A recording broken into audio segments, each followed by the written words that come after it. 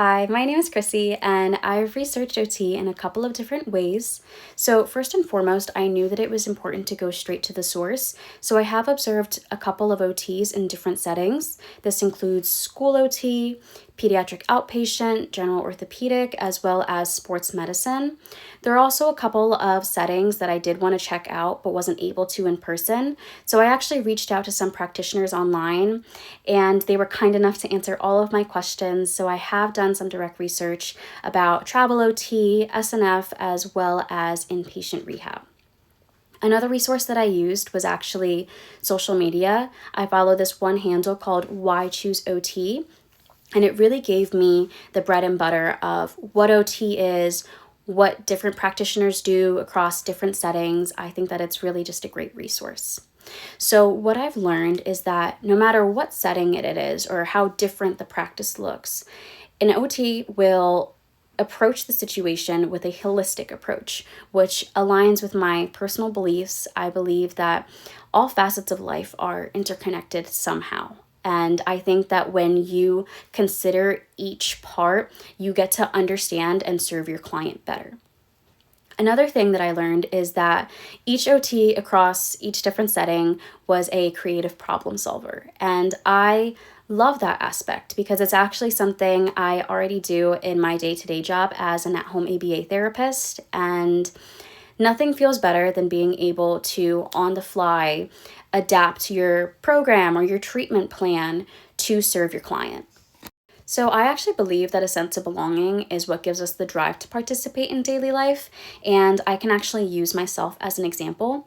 So, I'm a competitive powerlifter, and during my last prep, I actually got injured, and as you can imagine, it was a very grueling experience for me.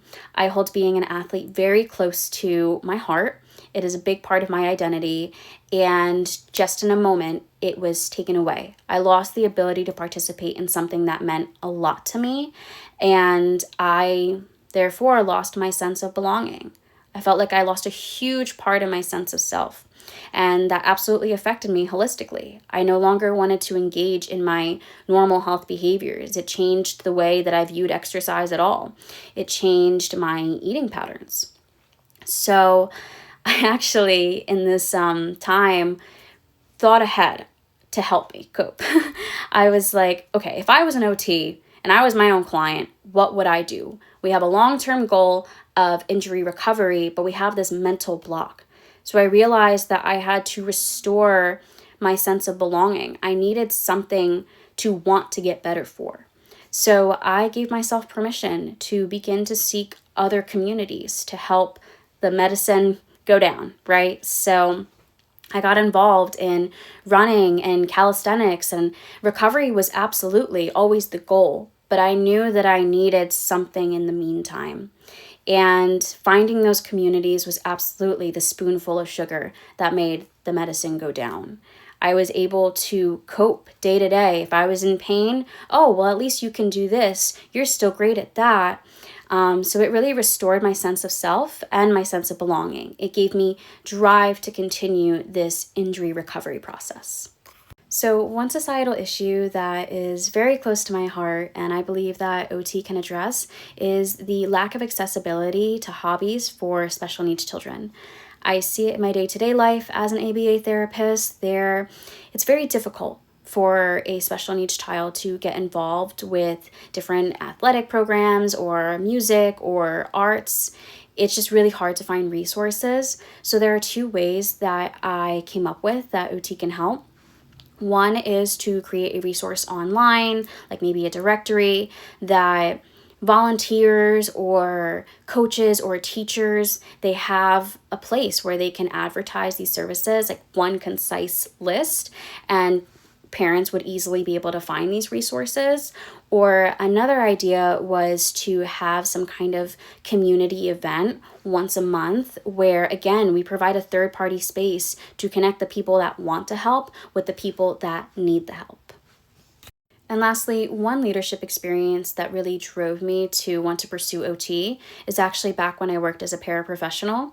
I was hired mid-year to help manage dangerous behaviors like physical altercations and classroom destruction. And absolutely, managing those behaviors was very important, especially considering we're within a school setting. However, I'm just naturally somebody that sees things very deeply, and I saw the functions of these behaviors. And I did feel frustration at times with the goal just being behavior management instead of addressing the roots of the behavior underneath.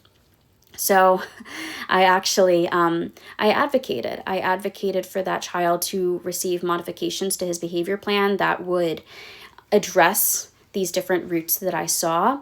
But I was actually inspired to do so by the school OT. She saw things very holistically, and that was my true desire, to be able to treat this child holistically. So it was through that very impressionable work experience that I am here, and I am thanking you for your consideration to your program.